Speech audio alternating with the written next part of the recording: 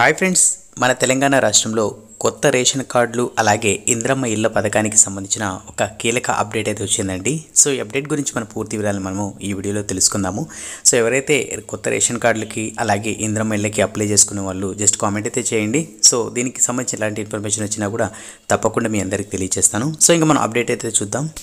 So అప్డేట్లో మనం చూసుకున్నట్టయితే అతి త్వరలోనే కొత్త రేషన్ కార్డులు ఇవ్వనున్నట్లు మంత్రి పొంగులేటి శ్రీనివాసరెడ్డి వెల్లడించారు. సొంత నియోజకవర్గం పొంగులేరులో ప్రజల వద్దకే మంత్రి పొంగులేటి కార్యక్రమం నిర్వహించారు. అలాగే ఇందులో భాగంగా పొంగులేటి మాట్లాడుతూ ప్రకటించిన విధంగానే అమలు చేసి తీరుతాయని చెప్పారు. అంతేకాకుండా సో ఇంద్రమ్మ ఇళ్లపై కూడా కీలక వ్యాఖ్యలు చేశారు.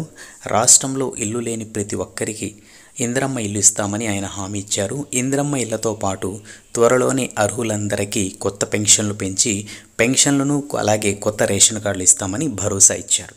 సో ఇదండి మనకు వచ్చిన అప్డేట్. సో ఇందులో మనం చూసుకుంటే 3 ఇంపార్టెంట్ పాయింట్స్ ఉన్నాయి.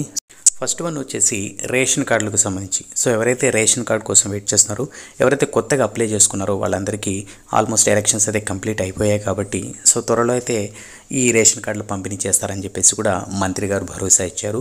అంతేకాకుండా మనకు చాలామంది వెయిట్ చేస్తున్న మెయిన్ ఇంపార్టెంట్ అప్డేట్ ఏంటంటే ఇంద్రమ్మ ఇళ్ళు. సో ఎప్పుడు ప్రారంభిస్తారు, దీనికి సంబంధించిన ప్రాసెస్ ఏంటి అని కూడా చాలామంది కామెంట్ చేస్తున్నారు. సో ఈ అప్డేట్ బట్టి మనకు త్వరలోనే ఇంద్రమ్మ ఇళ్ళకు సంబంధించిన ప్రాసెస్ కూడా స్టార్ట్ చేయడం అయితే జరుగుతుందండి. నెక్స్ట్ వచ్చేసి పెన్షన్స్. సో పెన్షన్స్ కూడా పెంచుతామని చెప్పేసి హామీ ఇచ్చారు కాబట్టి సో ఎవరైతే అప్లై చేసుకున్నారో పెన్షన్స్ కానీ ఆల్రెడీ ఎవరైతే పెన్షన్దారులు ఉన్నారో వాళ్ళకు కూడా తప్పకుండా త్వరలో కూడా సో వాళ్ళైతే పెన్షన్ ఇవ్వడం అయితే జరుగుతుంది. అలాగే దీనికి సంబంధించిన ఎగ్జాక్ట్ డేట్ అంటే రాలేదండి.